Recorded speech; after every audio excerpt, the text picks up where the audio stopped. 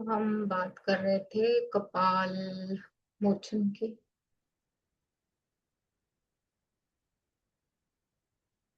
जैसे मैंने बताया कि ये जो जगह है तो ये एक क्या बोल सकते हैं। यहाँ पे गुरु गोविंद सिंह और नानक गुरुदेव जी ये दोनों आए थे, तो इसीलिए यहाँ का और भी महत्व है।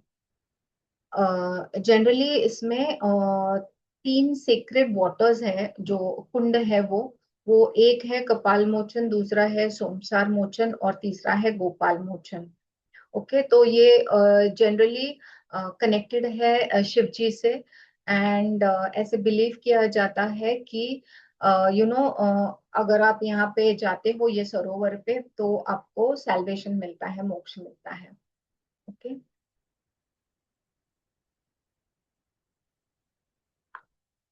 सो मद्यपि द्विज अग्निवर्ण के सदृश अंतकरण को जला देने वाली खौलती हुई मदिरा अथवा दूध, घृत या गोमूत्र का पान करके तजनीत पाप से मुक्ति प्राप्त कर लेता है।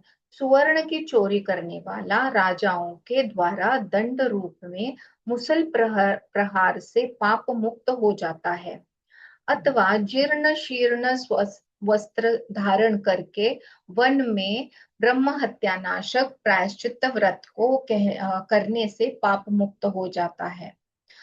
काम से मोहित ब्राह्मण यदि अपने गुरु की पत्नी के पास जाता है तो उसे इस गुरु पत्नी गमन रूप पाप से मुक्त होने के लिए जलती हुई, तपती हुई लौह निर्मित स्त्री का सर्वांग आलिंगन करना चाहिए, अथवा ब्रह्म हत्या के पाप से मुक्ति के लिए जो व्रत विहित है उस व्रत का अनुष्ठान करना चाहिए।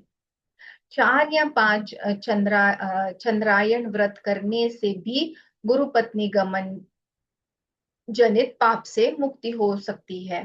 जो द्विज पतित जनों का संसर्ग करता है उसे विभिन्न संसर्गों से होने वाले पापों को दूर करने के लिए उन उन पापों के निमित्त कह गए व्रतों का पालन करना चाहिए, अथवा वह आलस्य से रहित होकर एक संवत्सर पर्यंत, संवत्सर is calculated by astrology and all, तो वो जनरली ईयर के लिए काउंट किया जाता है।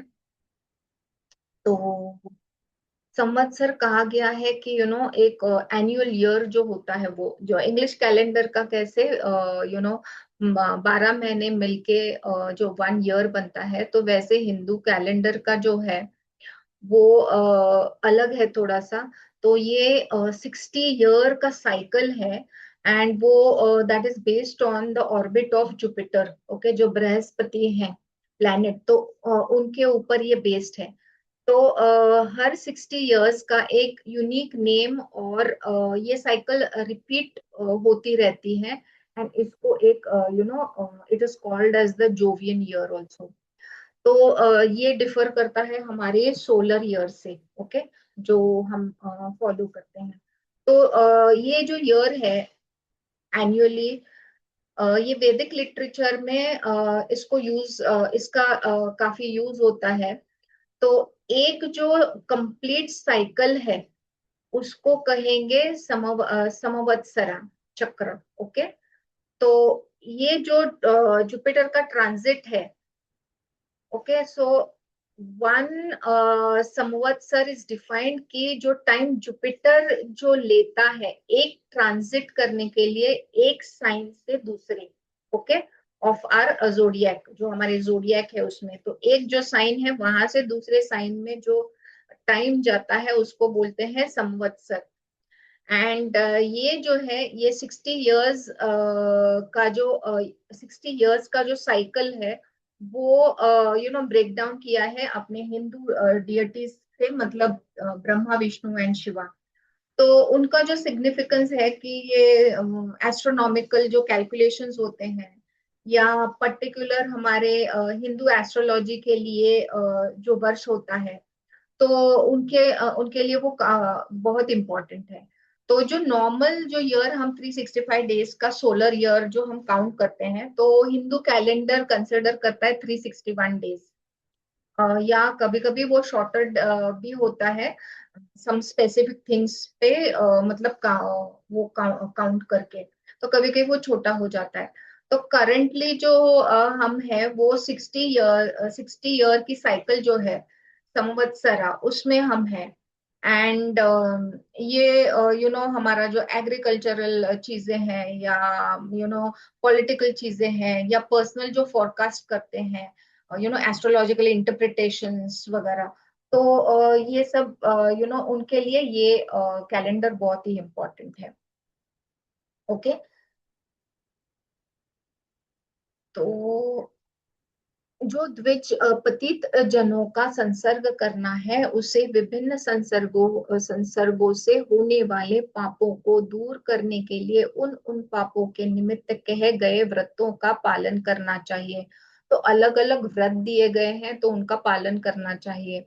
अथवा वह आलस्य रहित होकर एक संवत्सर पर्यंतम, मतलब ये जो अभी हमने एक्सप्लेन किया, ये और वह वैसा तत्पकृत पृच्छ व्रत का अनुपालन करे। तो ये भी बड़ा डेंजरस व्रत दिया गया है। जैसे कि ये व्रत में क्या है, ये एक रिगरस 12 डेज का फास्ट होता है, जिसमें मतलब हम प्रायश्चित्त करते हैं, कि हम प्यूरिफाई करें हमारे सोल को, और जो भी हमने पाप किए हैं, सिंस किए हैं, उसको हम नलिफाई करके हमारी स्पिरिचुअल स्ट्रेंथ जो है वो बढ़ाने के लिए है।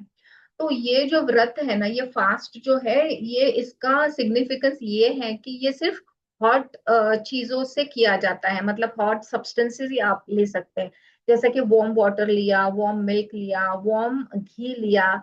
एंड मतलब बड़ा ही चौंकाने वाला है कि इनहेल करना है हॉट हवा को, हॉट एयर को। तो every 3 days there is one, like for 3 days warm water, 3 days milk, hot milk, 3 days hot ghee, and 3 days inhalation of hot air। तो अल्टीमेटली ये मतलब भगवान विष्णु को हमको करने के लिए, उनको प्राप्त कर, नॉट प्राप्त बट उनको प्लीज करने के लिए, कि हमारे जो पाप है, सिंस है, उनको धोने के लिए ये व्रत किया जाता है। तो मतलब ये सुन के, ये पढ़ के ही मुझे बड़ा ये लगा। तो ये पूरा जो फास्टिंग है, तो ये 12 डेज का कंप्लीट फास्ट जो है, तो बहुत जो ग्रेव सिंस हम करते हैं, बहुत ग्रेव जो पाप है, तो ये रिचुअल जो है उनको क्लेंस करने के लिए है। एंड इट इज बिलीव्ड कि ये पूरे जो सिंस है आपके, वो पूरे डिस्ट्रॉय कर देते हैं। एंड इट इंश्योर्स, मतलब ये फास्ट इंश्योर करता है कि श्री हरि विष्णु और लक्ष्मी जी का आपको आशीर्वाद मिले और आपको पीस मिले। ओके। तो ये बहुत ही हार्ड, क्रिच माने बहुत ही हार्ड, डिफिकल्ट चंद्रायन व्रत है ये। तो इंटेंस क्या बोल सकते हैं, पेनेंस जो है वो। तो इसको मतलब बहुत ही हाई डिमांडिंग फास्ट है ना ये तपश्चर्या, इतना स्ट्रिक्ट डिसिप्लिन रखना। तो इसके लिए कितना सारा मेंटल कंट्रोल चाहिए। एंड ये इतना सीवियर होने के वजह से, I don't know how much is it advisable for our physical capacity, मतलब ये सब करने के लिए। तो विधिवत किया गया सर्वस्वदान सभी पापों को दूर करने वाला होता है। अथवा विधिवत चंद्रायण व्रत तथा अति कृच्छ व्रत भी सभी पापों को दूर करने वाला होता है। गया गया आदि पुण्य क्षेत्रों की यात्रा करने से भी ऐसे पापों का विनाश हो जाता है। अमावस्या तिथि में जो महादेव भगवान शंकर की सम्यक रूप से आराधना करके ब्राह्मणों को भोजन प्रदान करता है, वह सभी पापों से मुक्त हो जाता है। आई थिंक ये सिंपलर फॉर्म है। जो मनुष्य कृष्ण पक्ष की चतुर्दशी तिथि में उपवास रखकर संयत चित्त से पवित्र नदी में स्नान करके ओमकार से युक्त यम धर्मराज मृत्यु अंतक वैवस्वत काल तथा सर्वभूत क्षय इन नामों का उच्चारण कर तिल से संयुक्त 7 जलाजलियों से तर्पण करता है, वह समस्त पापों से मुक्त हो जाता है। इन व्रतों के पालन करते समय शांत रहकर तथा मन का निग्रह कर ब्रह्मचर्य का पालन करते हुए भूमि पर सोना चाहिए और उपवास रखकर ब्राह्मण की पूजा करनी चाहिए। कार्तिक शुक्ल पक्ष की षष्ठी तिथि में उपवास रखकर सप्तमी तिथि को सूर्य देव की पूजा करने से भी सभी प्रकार के पापों से मुक्त हो जाता है। शुक्ल पक्ष की एकादशी तिथि में निराहार रहकर, मतलब बिना खाए पिए, जो द्वादशी तिथि में जनार्दन भगवान विष्णु की पूजा करता है, वो समस्त महापापों से मुक्त हो जाता है। तो जो एकादशी के लिए फास्ट करते हैं, तो उनको विष्णु जी प्रसन्न हो जाएंगे। सूर्य चंद्र ग्रहण आदि समयों में मंत्र का जाप, तपश्चर्या, तीर्थ सेवन, देवार्चन तथा ब्राह्मण पूजन, ये सभी कृत्य भी महापातकों को नष्ट करने वाले होते हैं। तो सूर्य और चंद्र ग्रहण, समस्त पापों से युक्त मनुष्य भी पुण्य तिथियों में, तीर्थों में जाकर नियम पूर्वक अपने प्राणों का परित्याग कर समस्त पापों से मुक्त हो जाता है। पतिव्रता नारी पति के देहावासन के बाद पति का वियोग असह्य होने के कारण पति धर्म के अनुसार पति के शरीर के साथ शास्त्रीय विधि का पालन करते हुए अग्नि में प्रवेश करती है। तो ब्रह्म हत्या, ग्रंथा आदि बड़े बड़े पातकों से दूषित भी अपने पति का उद्धार कर देती है। जो स्त्री पतिव्रता है, अपने पति की सेवा शुश्रूषा में दत्त चित्त रहती है, उसको इस लोक तथा परलोक में कोई पाप नहीं लगता। वह वैसे ही निर्दोष रहती है जैसे दशरथ पुत्र श्री राम की पत्नी जगत विख्यात भगवती सीता देवी लंका में रहकर भी निर्दोष रही तथा अपने पतिव्रत के प्रभाव से उन्होंने राक्षस राज रावण रावण पर विजय प्राप्त की। ये यतव्रत संयत चित्र होकर विविध शास्त्रीय व्रत का अनुष्ठान करने वाले भगवान विष्णु ने मुझसे बहुत पहले ही यह बताया था कि गया में स्थित फल्गु नदी आदि तीर्थों में यथाविधि श्रद्धा के साथ स्नान करने वाला व्यक्ति सभी प्रकार के पातकों से मुक्त हो जाता है और समस्त सदाचरण का फल भी प्राप्त करता है। अभी नेक्स्ट हम देखेंगे नवनिधियों के लक्षणों से युक्त पुरुष के ऐश्वर्य एवं स्वभाव का वर्णन। तो ये जो नवनिधि है, ये एक्सप्लेन किए गए हैं कि क्या है ये नवनिधि।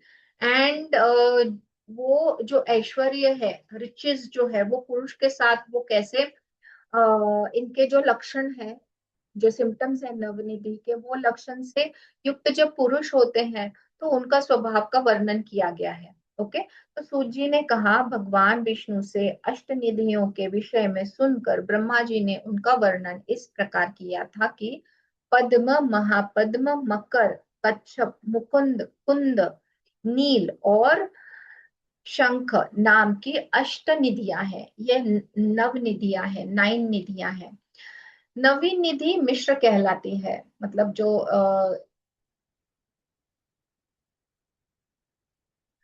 अब मैं उनके स्वरूप का वर्णन करता हूँ। तो पद्म निधि के लक्षणों से संपन्न मनुष्य सात्विक और दाक्षिणीय गुण से संपन्न होता है।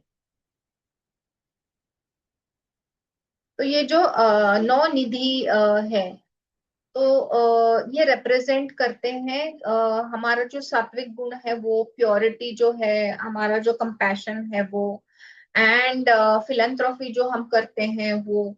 तो हर एक जो निधिज है, तो ये 9 ट्रेजर्स है, वो कुबेरा गॉड के हैं। ओके, जो हमारे वेल्थ के गॉड है कुबेरा। एंड कुबेर जो पता है, वो रिप्रेजेंट करते हैं कि बहुत सारा वेल्थ। तो उनसे रिलेटेड ये पूरा डिपिक्ट किया गया है। तो नवनिधि जो है वो अलग अलग तरह से उनका सिंबोलिज्म वेल्थ के बारे में ऐसे पुनः पूरा दिया गया है। एंड फिर वो कैसे कनेक्टेड है वो। ओके। तो जनरली हनुमान चालीसा अगर आप पढ़ते होंगे तो हनुमान जी ने ही इज द बिस्टोवर ऑफ 8 सिद्धीज, राइट। तो वो 8 सिद्धीज भी देते हैं और 9 निधीज भी देते हैं। ओके।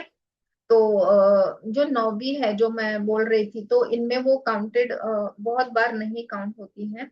पर हनुमान जी के चालीसा में ये पूरा 8 सिद्धि और 9 निधि का दिया गया है। एंड एक मुझे बताना था।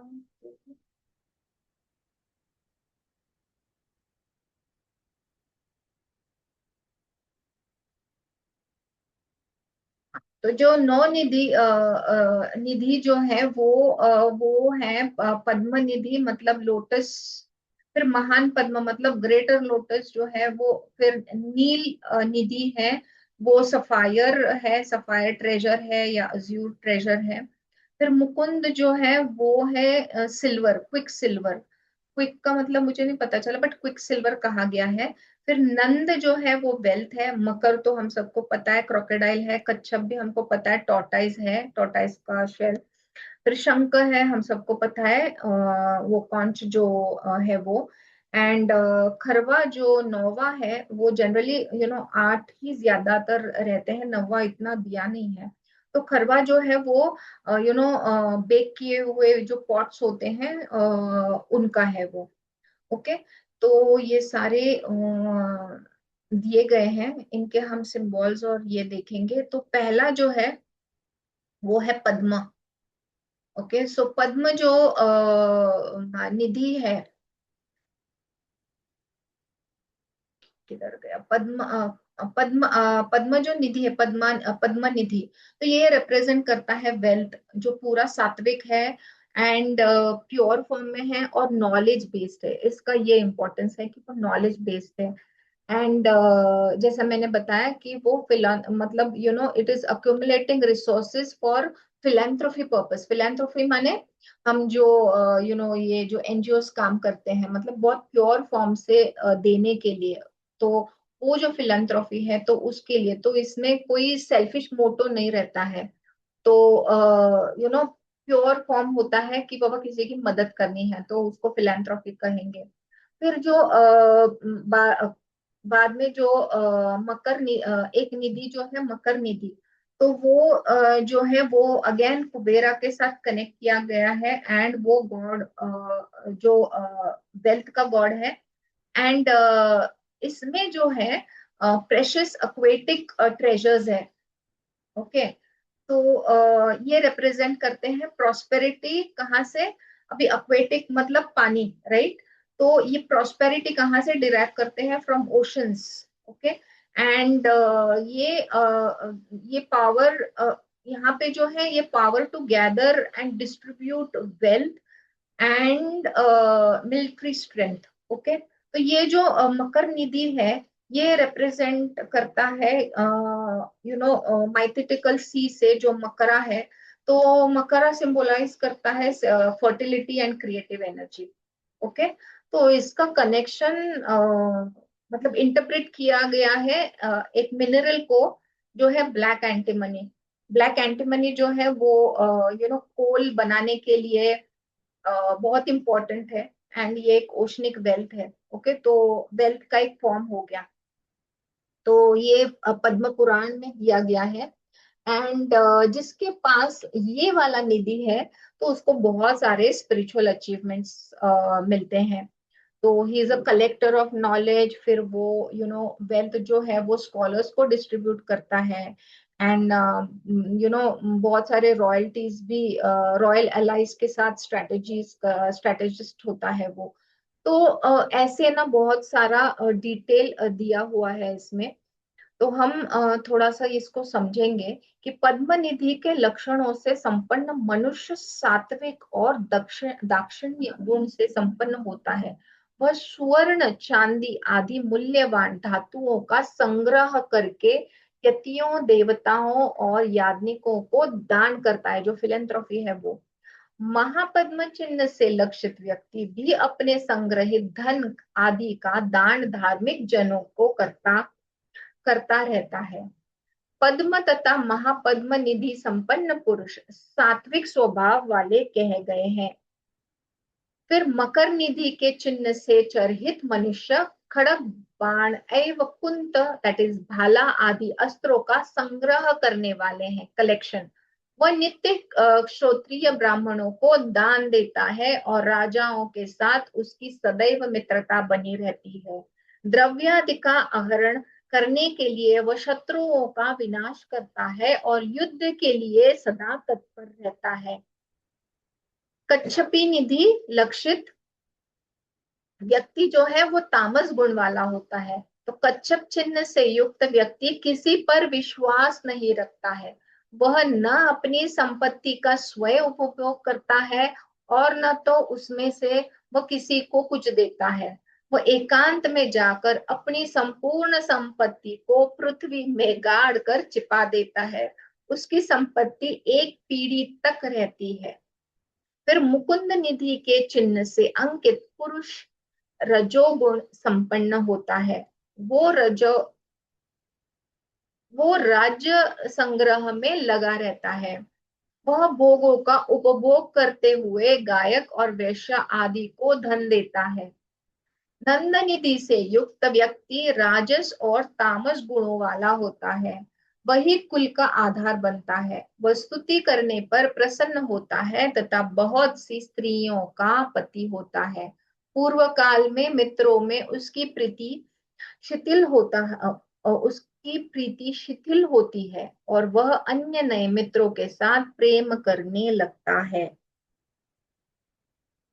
नील निधि के चिन्ह से सुशोभित मानव सात्विक तेजस से संयुक्त होता है। वह वस्त्र ध्यानादि का संग्रह तथा तड़ागादि का निर्माण करता है। उसके द्वारा जनहित में आम्रादि के उद्यान भी लगवाए जाते हैं। उसकी संपत्ति 3 पीढ़ी तक रहती है। फिर शंख निधि एक ही पुरुष मतलब एक ही पीढ़ी के लिए होता है। इससे समन्वित मनुष्य ध्यानादि का स्वयं तो उपभोग करता है, किंतु उसके परिजन कुत्सित अन्न का मतलब डर्टी खाना, भोजन तथा अच्छे न लगने वाले मैले कुचैले वस्त्रों से जीवन नयापन करते हैं। वह स्वयं के भरण पोषण में सदैव तत्पर रहता है। तो मतलब स्वयं के बारे में सोचता है। यदि वह किसी को कुछ वस्तु देता भी है तो वो व्यर्थ की वस्तु होती है जिसका कोई उपयोग नहीं होता। मिश्र मतलब मिली जुली निधि के चिन्ह से युक्त होने पर मनुष्य के स्वभाव में मिश्रित फल दिखलाई देते हैं। भगवान विष्णु ने भी निधियों के ऐसे ही स्वरूप का वर्णन शिव आदि देवों से किया था। उनको मैंने आप सभी को सुना दिया। अब हरि ने भुवन कोश आदि का जैसा वर्णन किया था वैसा ही मैं करता हूँ। तो भुवन कोश वर्णन में राजा प्रियव्रत के वंश का निरूपण। तो जो राजा जो है प्रियव्रत, तो उनका वंश जो है उनका एक्सप्लेनेशन दिया गया है। श्री हरि ने कहा राजा प्रियव्रत के अग्नि अ, अग्निग्रह अग्निबाहु वपुष्मान धृतिमान मेघा मेघातिथि भव्य शबल पुण्य और ज्योतिषमान नाम के 10 पुत्र हुए थे।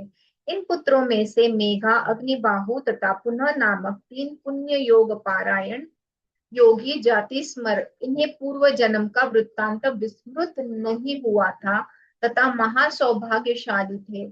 इन लोगों ने राज्य के प्रति अपनी कोई अभिरुचि प्रकट नहीं की। अंत राजा ने सप्तदीपा पृथ्वी को अपने अन्य 7 पुत्रों में विभक्त कर दिया। 50 करोड़ योजन में विस्तृत संपूर्ण पृथ्वी की नदी की जल राशि में तैरती हुई नौका के समान चारों ओर अव्यवस्थित अथवा जल के ऊपर स्थित है। हे शिव, जम्बू प्लक्ष शालमल पुष प्रौच्च शाख तथा पुष्कर नामक ये 7 द्वीप है।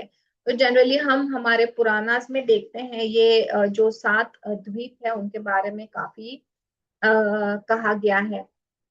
तो जो सात समुद्रों के नाम जो है लवण, इक्षु, सुरा, घृत, दघी, दुग्ध और जल के सागर रूप में प्रसिद्ध है।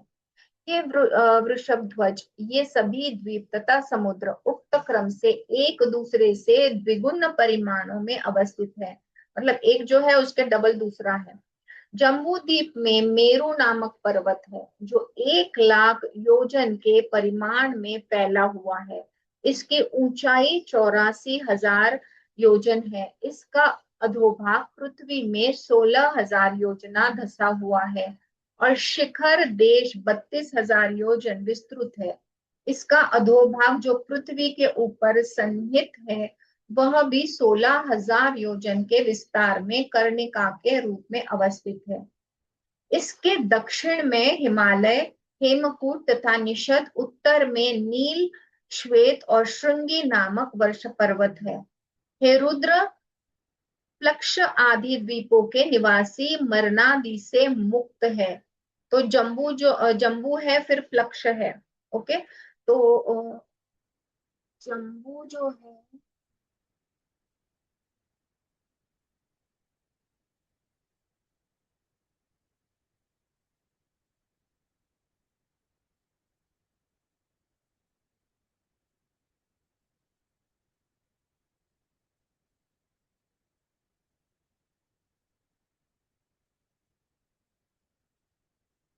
ये मुझे थोड़ा सा मिला पर आई डेंट अंडरस्टैंड रियली कि वो कॉन्टेक्स्ट जो दिया गया है।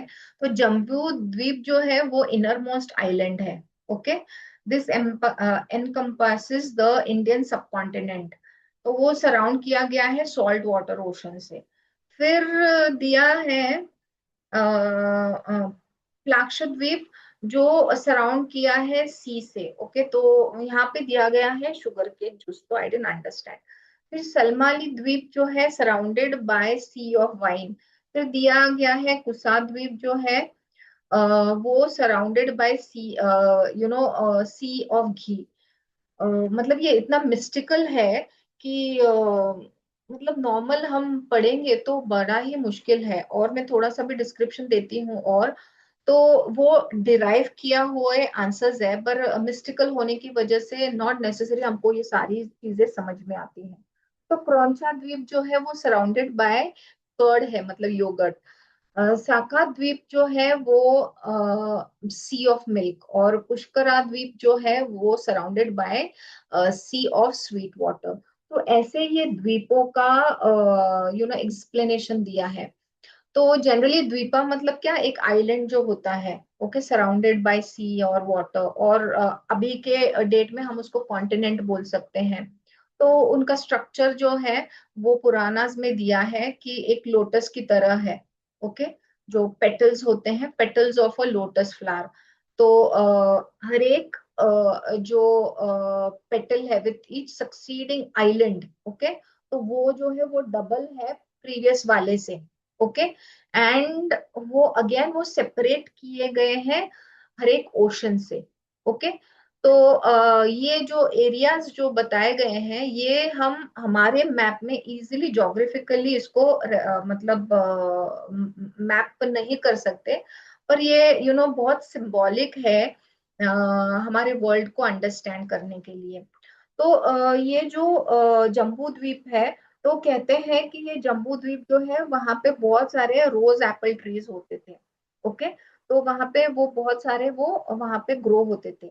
तो ये जनरली कहा गया है कि जो इंडियन सब कॉन्टिनेंट है हमारा, वो या इसको बोलेंगे हम यूरेशियन कॉन्टिनेंट। ओके। तो ब्रॉडर टर्म्स में कहा गया है। तो ये हम बोल सकते हैं। हालांकि ये सब मिस्टिकल होने की वजह से इतना डिटेल नहीं है इसका। पर ये पुराणों में से डिराइव किया गया है। ओके। जो एक्सप्लेनेशन जो एकदम क्या बोल सकते हैं, सीक्रेटिव रखे हुए हैं, तो वहां से ये डिराइव किया है। फिर प्लाक्स जो है वो सराउंड करता है जम्बू को। ओके, जम्बू द्वीप को। तो ये अगेन मिस्टिकल रीजन है। and it is mostly towards the north or eastern part of India, and probably relating to Asia. Okay, again ये सब प्रॉपर नहीं है, पर जैसे जैसे हमने उसको मतलब एक्सप्लेनेशन दिया गया है पुराणों से, तो उस प्रकार से इनको डिराइव किया गया है। okay?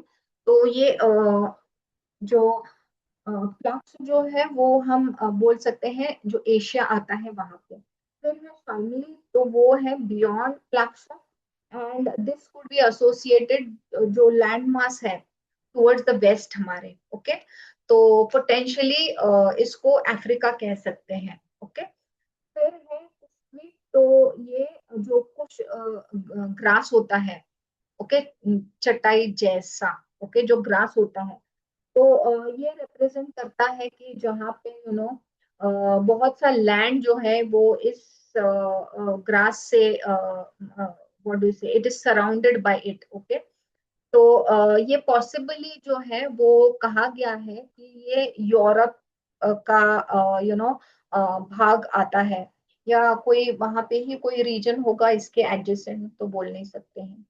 फिर आता है क्रॉन्चा द्वीप, वो अगेन एक माइथिकल जो बर्ड है उसके नाम से दिया गया है ये नाम। तो ये डिस्क्राइब किया गया है, मतलब पूरा ये माउंटेनियस है। ओके, जैसे हमने देखा कि कुश द्वीप जो है वो ग्रास या बेत उससे है, तो ये जो बेत नहीं बोल सकते, वो ग्रास ही है कुश मतलब। तो ये जो आइलैंड है ये पूरा माउंटेनियस है या फॉरेस्टेड है, मतलब पूरा घना जंगल टाइप। एंड सब सम इंटरप्रिटेशंस कहते हैं कि ये जो लैंडमास है वो हमारा टुवर्ड्स द नॉर्थ या वेस्ट बोल सकते हैं। तो वहां पे क्या आता है, जनरली नॉर्थ अमेरिका, ओके, या northern parts of the world बोल सकते हैं। फिर है शाक द्वीप, वो जो है वो towards the west and south west region में आता है। ओके, तो ये जो साउथ वेस्ट रीजन जो है वो पॉसिबली साउथ अमेरिका या अफ्रीका को रिफर करके शायद बोला गया है। फिर आता है पुष्कर द्वीप, तो ये आउटर मोस्ट है हमारे पूरे जो सात द्वीप है, तो वो आउटर मोस्ट है जो सप्त द्वीप है उनके।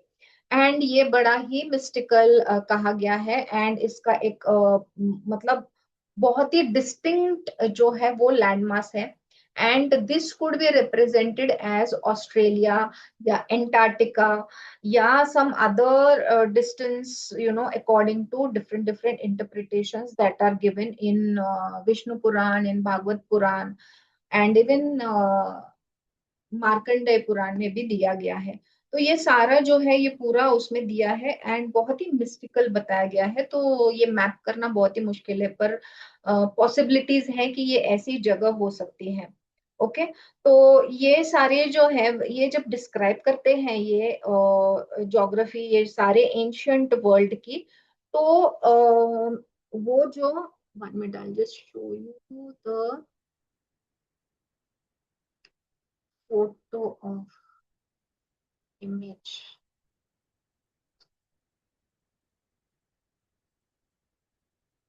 of this द्वीपास। ओके, मैं भूल ही गई दिखाना आपको।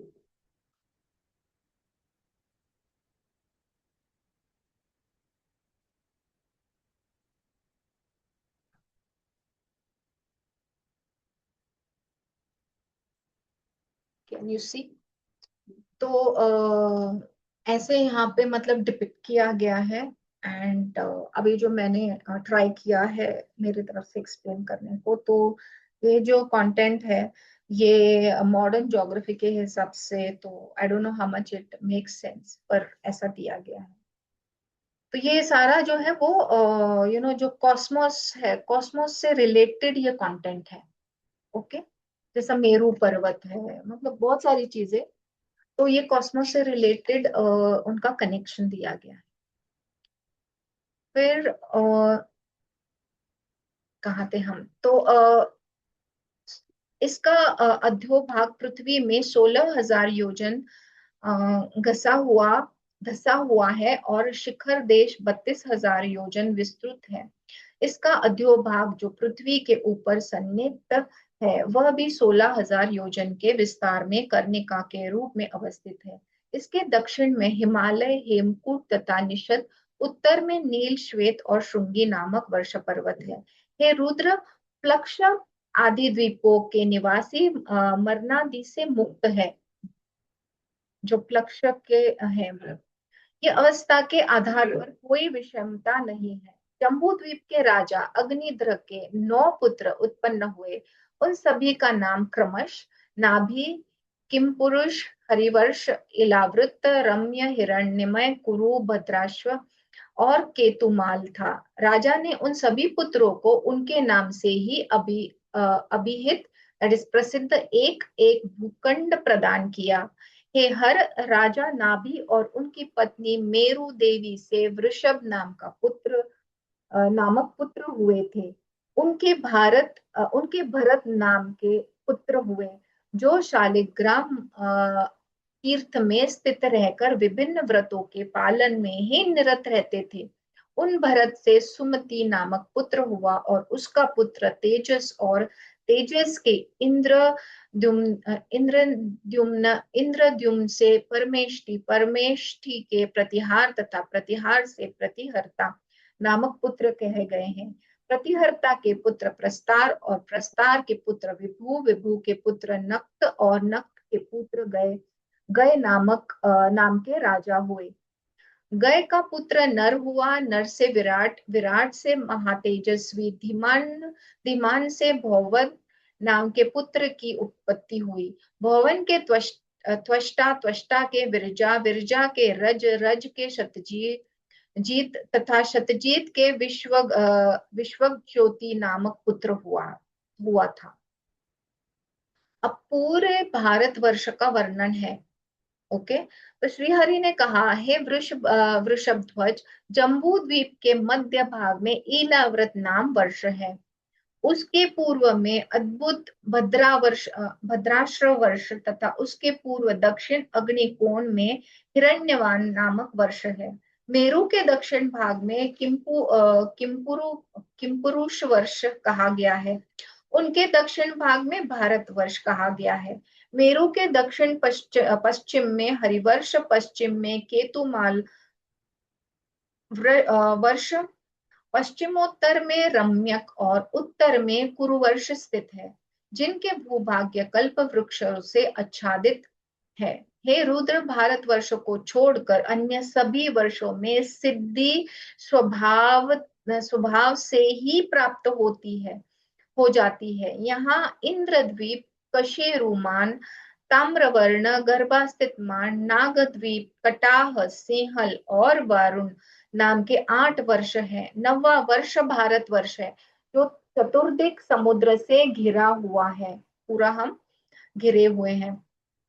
तो ये सारा कॉस्मोस रिलेटेड ये सब चीजें हैं, तो इसीलिए वहां पे मुक्ति मतलब इजी है सिर्फ भारतवर्ष को छोड़ के। तो ये सारे जो है ब्लैक एंड व्हाइट में हमको चीजें दिखते नहीं है, राइट। ये जो हम अभी डिस्क्राइब कर रहे थे वो, तो इस भारतवर्ष आपने अगर मास्टर्स एंड देयर पाथ किसने पढ़ा है, तो in masters and there path में पूरा ये वर्णन दिया है, inside how it is, even inside the Himalaya कैसी चीजें हैं, कैसे रास्ते हैं, कैसे घर हैं, वहां पे कौन से मास्टर्स रहते हैं, उनके घर कैसे हैं, फिर वहां से वो कैसे कंट्रोल करते हैं या कैसे डायरेक्ट करते हैं बाकी लोगों के लिए जो मास्टर्स धरती पर हैं एंड जो काम कर रहे हैं। तो बहुत सारी चीजें मास्टर्स एंड द पाथ में दिए गए हैं, हम कभी पढ़ेंगे, वो मेरा फेवरेट बुक है। तो बहुत सारी डिटेल्स उसमें दी गई हैं। तो ये जो हम अभी पढ़ रहे हैं ये सब कॉस्मोस से कनेक्टेड है। तो ब्लैक एंड व्हाइट में इसको बोल नहीं सकते कि ये जगह मेरू पर्वत है या ये जगह ये द्वीप है, वो जगह वैसा है। So now if you have read many things, now the continents are broken down. नहीं तो पहले वो एक साथ थे, जैसे अभी कहा जाता है जोग्राफिकली कि हमारा जो हिमालय है वो धीरे धीरे मतलब एक्सटेंड हो रहा है, या नीचे धस रहा है, काइंड ऑफ। तो ऐसे जो है ऐसे भी कई चीजें हैं जो पहले नहीं थी, एक साथ में थी, अभी ब्रेक हो गई हैं। तो ऐसे बहुत सारी जगह हैं जो हमको अभी ज्योग्राफी में दिखती भी नहीं है। ओके। तो ये सारे पुराणों में दिया गया है, एंड जो मैंने पढ़ा है उसमें दिया गया है। तो इस भारतवर्ष के पूर्व में किरात तथा पश्चिम में यवन देश स्थित है। ये है रुद्र, दक्षिण में आंध्र, उत्तर में तुरुक्षा आदि देश हैं। इस भारतवर्ष में ब्राह्मण, क्षत्रिय, वैश्य तथा शूद्र वर्ण के लोग रहते हैं। यहाँ महेंद्र, मलय, साय, शुक्ति, मान, रुक्ष, विंध्य और पारियात्र, ये 7 कुल पर्वत हैं। इस वर्ष में वेद, स्मृति, नर्मदा, वर्धा, सुरसा, सुरसा, शिवा, तापी, पयोष्णी, सरयू, कावेरी, गोमती, गोदावरी, भीमरती, कृष्णवेणी, महानदी, केतुमाला, ताम्रपणी, पर्णी, चंद्रभागा, सरस्वती, ऋषिकुल्या, कावेरी, मतगंगा, पर्यवसिनी, विदर्भा, शतद्रु नामक मंगल प्रदान करने वाली तथा पाप विनाशिनी नदियां हैं, जिनके जल का पानी मध्य देशादि के निवासी जन करते हैं। पांचाल, कुरु, मत्स्य, योधेय, पटच्चर, कुंत तथा शूरसेन देश के निवासी मध्य देशीय हैं। पद्म, सूत, मागध, चेदी, काशेय तथा विदेह पूर्व में स्थित है। कौशल, कलिंग, वंग, पंड्रु, अंग और विदर्भ मूलक जनों के देश और विघ्नय पर्वत के अंतर्गत विद्यमान देश पूर्व तथा दक्षिण के तटवर्ती भूभाग में स्थित है। ये सारा हमारा इतिहास है जो पहले था। ओके। पुलिंद, अश्मग, जिमुत, नए राष्ट्र में निवास करने वाले कर्नाटक, कंबोज तथा घण, ये दक्षिणापथ भूभाग के निवासी है।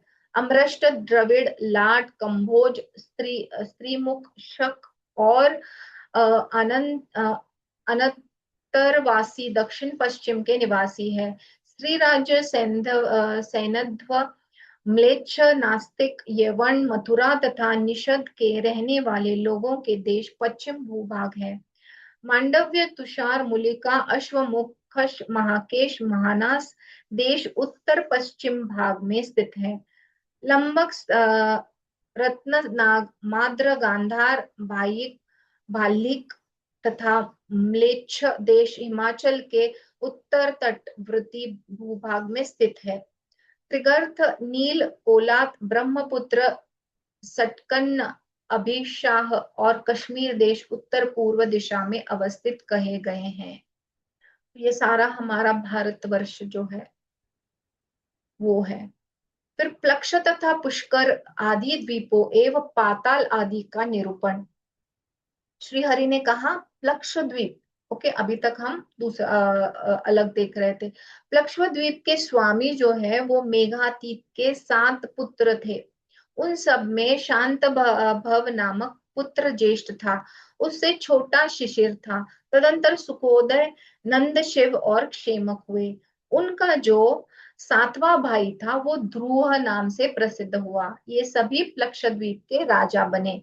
इस द्वीप में गोमेद, चंद्र, नारद, द्विदुभी, सोमक, सुमनस और वैभ्राज नामक 7 पर्वत हैं। यहाँ अनुतप्ता, शिखी, विपाशा, त्रिविधा, क्रूम, अमृता तथा सुकृता नाम की 7 नदियां प्रवाहित होती रहती है। वपुष्मान शाल्कमक द्वीप के स्वामी थे। उसी द्वीप में अवस्थित 7 वर्षों के नाम से ही प्रसिद्ध उनके 7 पुत्र थे, जिनके नाम श्वेत, हरित, जीमूत, रोहित, वैद्युत, मानस और सप्रभ है। यहाँ कुमुद, उन्नत, द्रोण, महेश, बलाहक, क्रौच तथा क्रुकुज्ञान नामक 7 पर्वत है। योनि, तोया, वितृष्णा, चंद्रा, शुक्ला, विमोचनी, और विघ्रुति, ये 7 नदियां हैं। ये पापों का प्रशमन करने वाली है। तो कितना डिटेल सारे द्वीपों का भी दिया गया है, वहां के नदियां वगैरह सारा। कुश द्वीप में ज्योतिषमान का स्वामित्व था। उनके भी 7 पुत्र उत्पन्न हुए थे।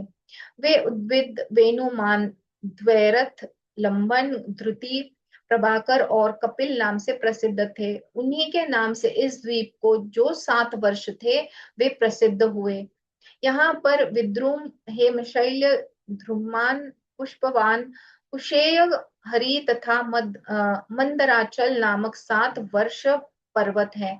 यहाँ धूत, पापा, शिवा, पवित्रा, सन्मिति, तब्र, मही और काशा नाम की ये 7 नदियां हैं जो सब प्रकार के पापों को विनष्ट करने वाली है। हे शिव, क्रौच द्वीप के आधीश्वर महात्मा ध्रुतिमान के भी 7 पुत्र हुए। कुशल, मंदग, उष्ण, पीवर, अंधकारक, मुनि और धुंधु भी ये उनके नाम है। यहाँ क्रौच, वामन, अंधकारक, दिवावृत, महाशैल्य, दुंदुभि तथा पुंडरी कुवान नाम के 7 वर्ष पर्वत है। यहाँ पर गौरी, कुमुदवती, संध्या, रात्रि, मनोजवा, ख्याति और पुंडरिका, ये 7 नदियां प्रवाहित होती रहती है। शाक द्वीप के राजा भव्य के भी 7 पुत्र उत्पन्न हुए।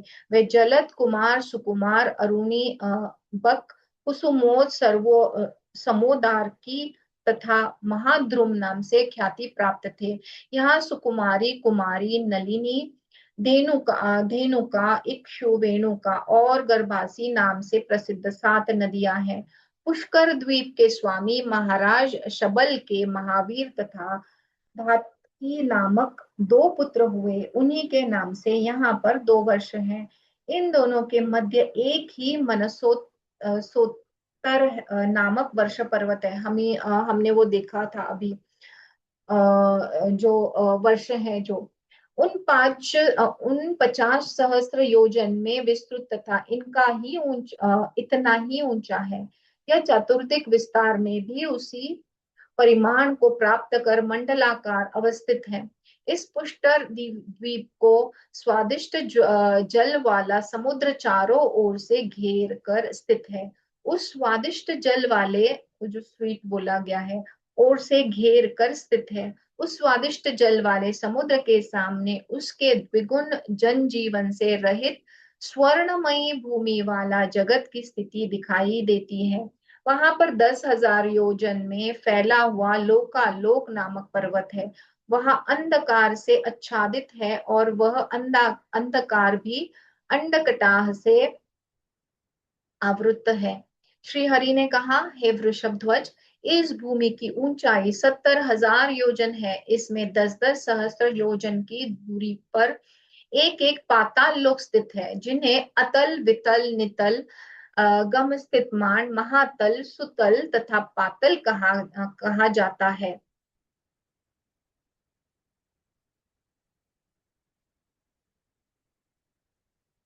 तो ये थोड़ा सा पाताल लोक के बारे में हम देखेंगे।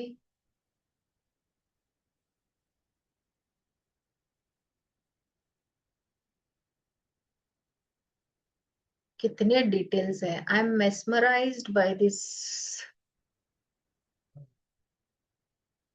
पुराण। मतलब इतना डिटेल, एनुअल सी। तो ये जो लोकास है जिसकी हम बात कर रहे थे अभी, ओके, तो इसमें 10-10 सहस्त्र योजन की दूरी पर एक एक पाताल लोक स्थित है, जिन्हें अतल, वितल, नितल, अवस्थितमान, महातल, सुतल तथा पाताल कहा जाता है। इन लोकों की भूमि कृष्ण शुक्ल अरुण पित शर्करा सदृश शैलमयी तथा स्वर्णमयी है। वहां पर दैत्य तथा नागों का निवास है। हे रुद्र,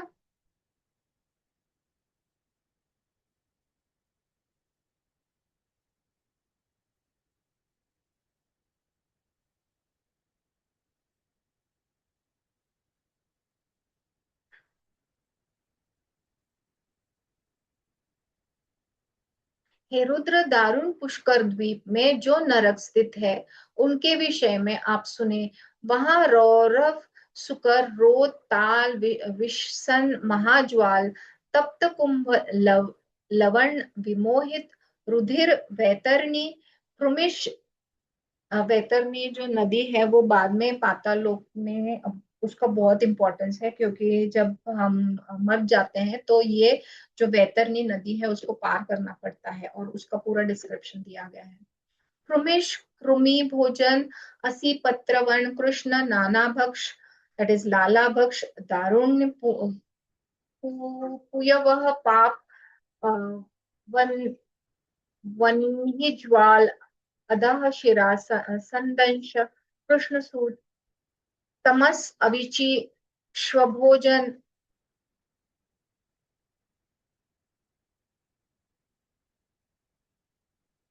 अप्रतिष्ठ तथा उष्णविची नामक नरक है। उनमें विष देने वाले, शस्त्र से हत्या करने वाले, तथा अग्नि से जलाकर मारने वाले पापी जन अपने अपने पाप का फल भोग करते हैं। हे रुद्र, यथाक्रम उनके ऊपर अन्य लोकों की स्थिति है। उन लोगों को क्रमश जल, अग्नि, वायु तथा आकाश घेरे हुए हैं। इस प्रकार अवस्थित ब्रह्मांड प्रधान तत्व से आवेष्टित है। वह ब्रह्मांड अन्य ब्रह्मांडों की अपेक्षा 10 गुना अधिक है। इस परिव्याप्त कर स्वयं नारायण अवस्थित रहते हैं।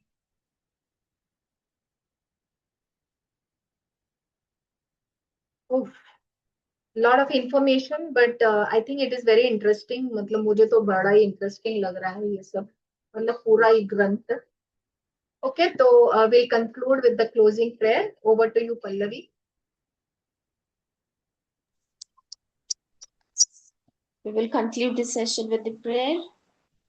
ॐ सर्वे भवन्तु सुखिनः, सर्वे सन्तु निरामयाः, सर्वे भद्राणि पश्यन्तु, मा कश्चित् दुःखभाग् भवेत्।